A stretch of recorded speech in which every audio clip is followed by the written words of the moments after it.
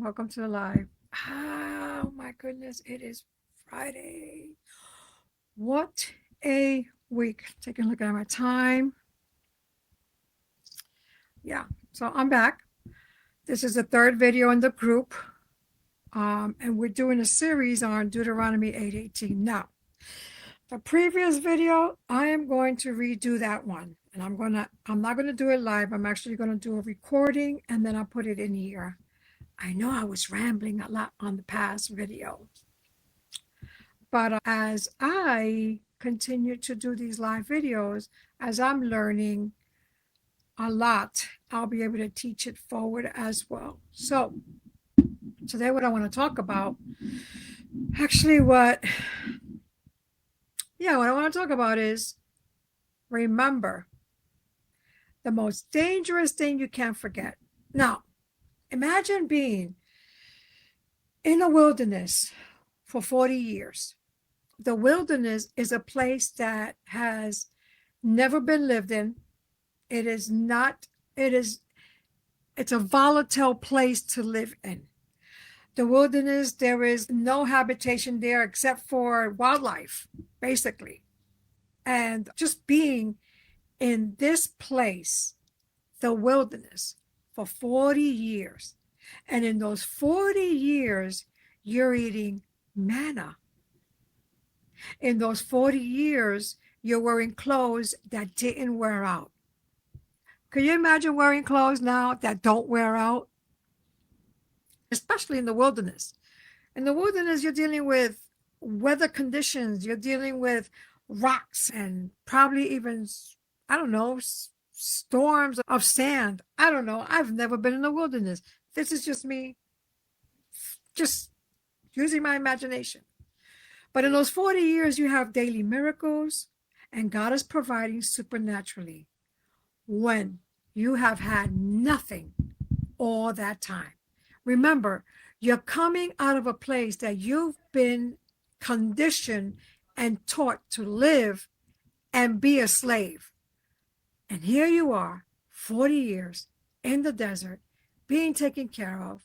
You are just seeing the daily miracles every single day that you wake up. Can you imagine that?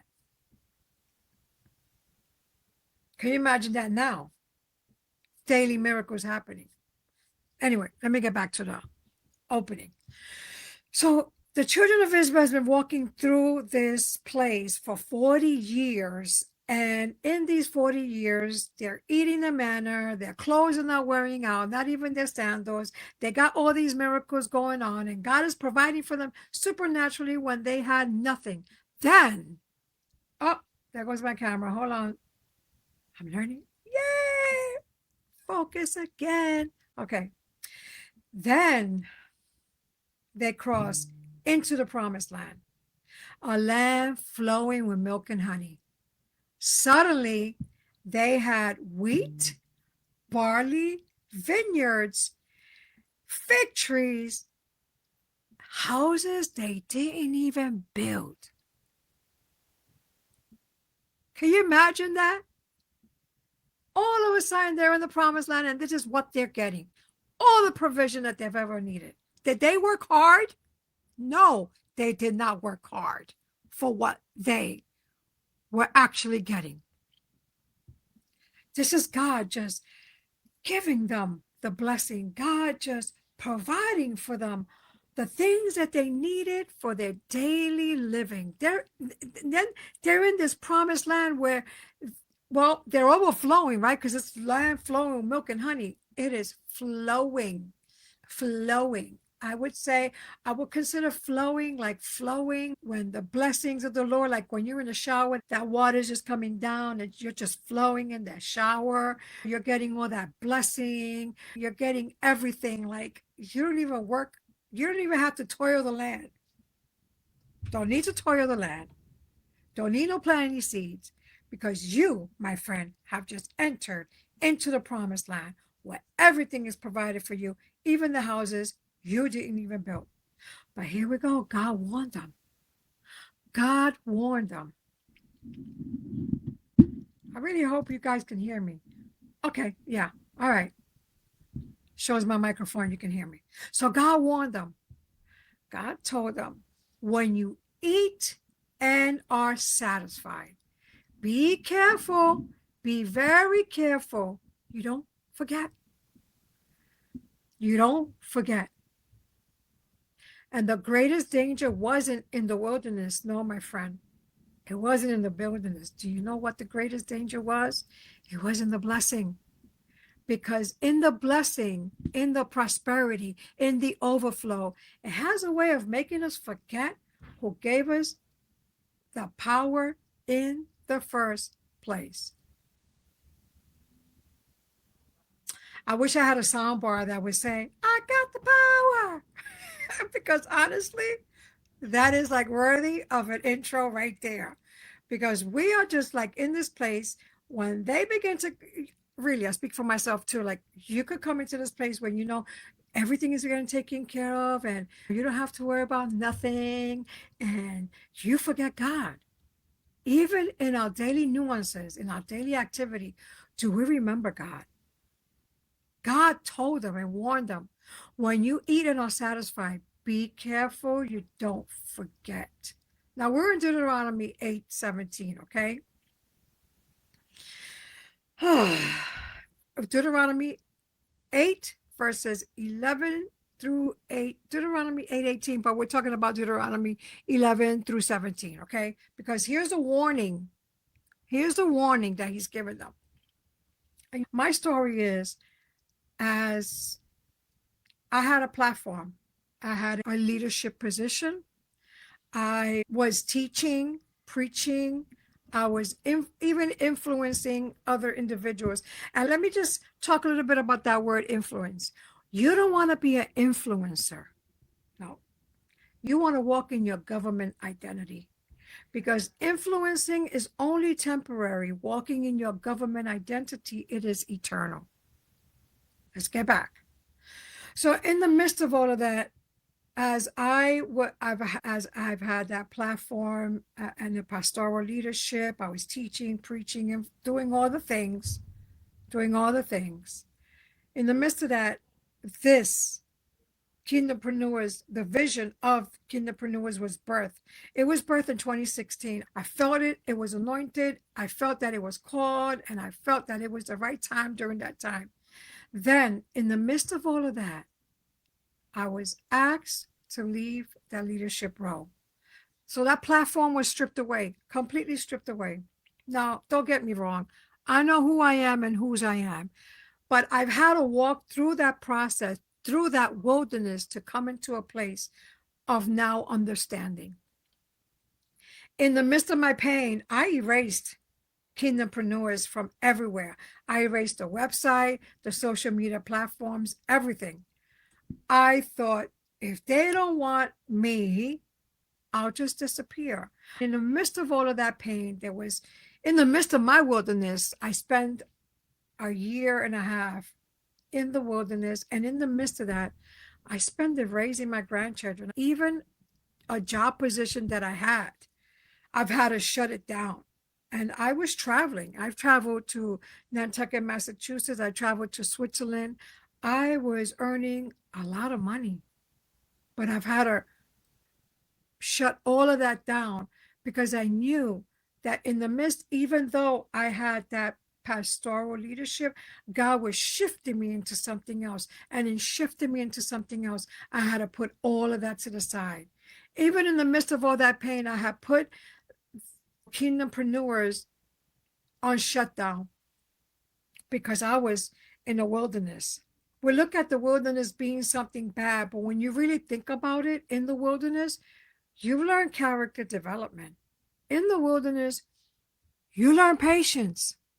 Because remember, the children of Israel, every day they got manna for 40 years. They needed patience to wait until the manna was provided. So in the wilderness, you learn patience, you character development. You've even learned to really sit down with yourself and do an inner soul searching investigation, so to speak. You begin to realize, hold up, wait a minute. there's some things that I've had to deal with. Can you imagine the children of Israel in their 40 years in the wilderness and then entering, because they went from nothing and being taken care of until everything overflowed. So for me, I was in a place where I had everything, but then I went vice versa. I've had nothing. That was my wilderness. I didn't have a job, but then I found myself raising my grandchildren. I found myself feeling invisible. Now, here's what I've learned now that I couldn't see then in the midst of all of that. I have started to forget it was God who gave me the ability, not the church. It was God who gave me, equipped me with the gift. It was not a church position.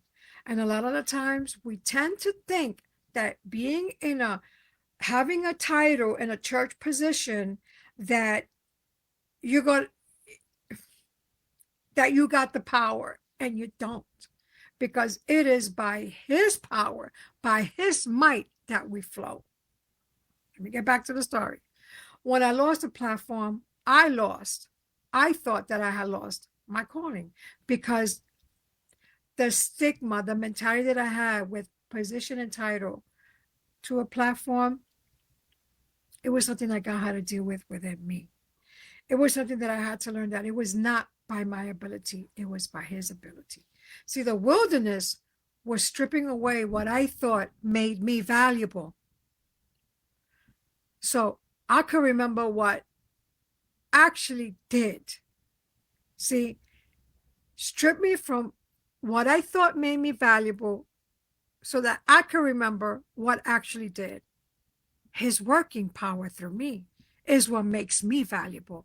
I'm reminded of 1 Corinthians 14, I believe it is, where he says, we are treasures in jars. We have treasures in jars of clay. If any of you watching this video know the scripture, put it in there.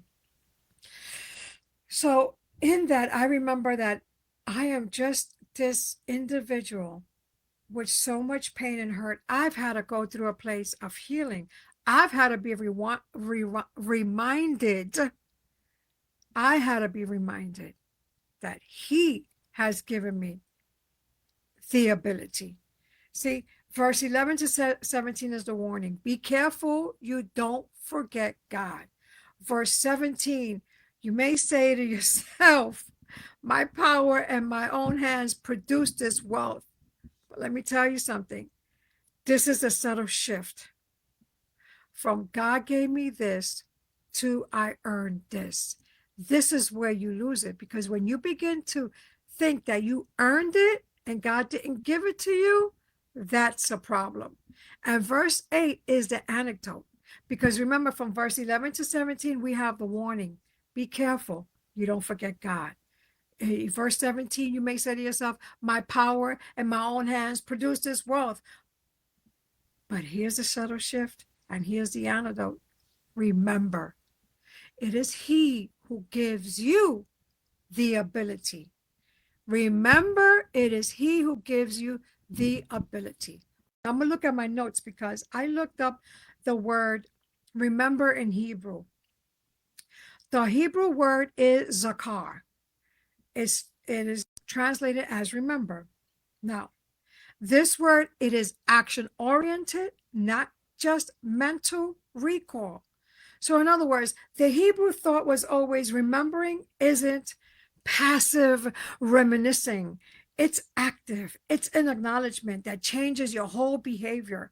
Because when you come into a place to remember, you are literally taking action to then your whole behavior, your whole demeanor changes, because now you are remembering God.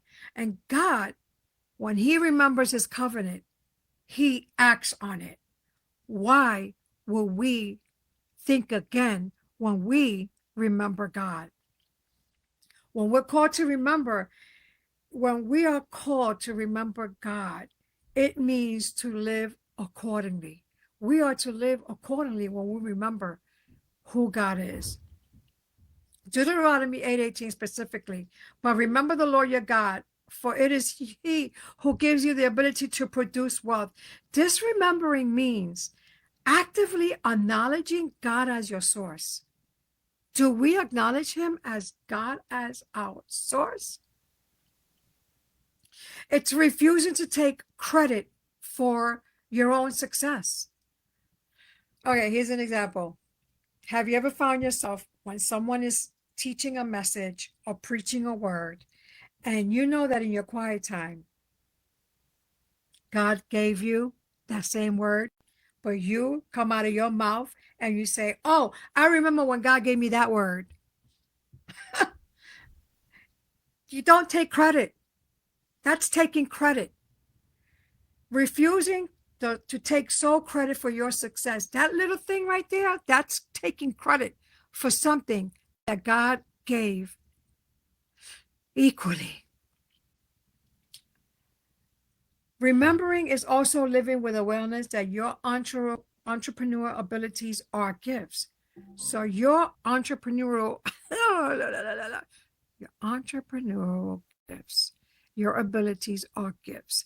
They're gifts to serve. Your gifts as an entrepreneur is to serve someone with a product, is to serve someone with what you do, with your coaching. It's that's what serving is. Maintaining right relationship with the giver while stewarding what is given. So remembering, God wants us to really, and it's a heart posture, because remembering is also a heart posture. It's not remembering here, but remembering here. And in remembering here, your body begins to move, and your whole body begins to align with remembering. Remembering that he is the one who gives you the ability is not just the provision, is what? It's the capacity, it's the what and the how. It's the provision, which is the what, but the capacity, which is the how. See, because when I had the platform, I was at risk of thinking my gifting did it. My gifting didn't do it. It was his ability. It was the ability that he's given me, the gift that he has given me. So when I lost all of that, I discovered the gifting was never mine to begin with. See, God gives the ability in the wilderness and in the promised land. Remembering keeps us humble when you prosper. Remembering even keeps you hopeful when you're hidden. Because in my hidden place, when I would remember his promises, when I will remember his prophetic words, that was giving me the hope. That was flaming the fire in my heart. And it's so important to remember the Lord your God. Remember that he has given you the ability. Remember the capacity that he has given you. Remember the provision that he has given you. So here's my question for you on this day. What have you forgotten that God gave you? Maybe you lost a position and thought you lost your purpose. Maybe you're in transition and can't see your gifts anymore. I'm here to tell you that God will never take back that gift. He's given it to you. So I want you to just comment below and just tell me, what did God give you that you need to remember? That's all. That's all you need to do. I am so excited that I'm able to share this with you. Next week, my next video is going to be how we're going to break down what ability really means. And it's going to shift how you see your limitations. So I'm so happy that you were here. Thank you so much for taking the time to watch this video. I hope that if this encouraged you, share it with someone, and you have a wonderful weekend. Be blessed. Now,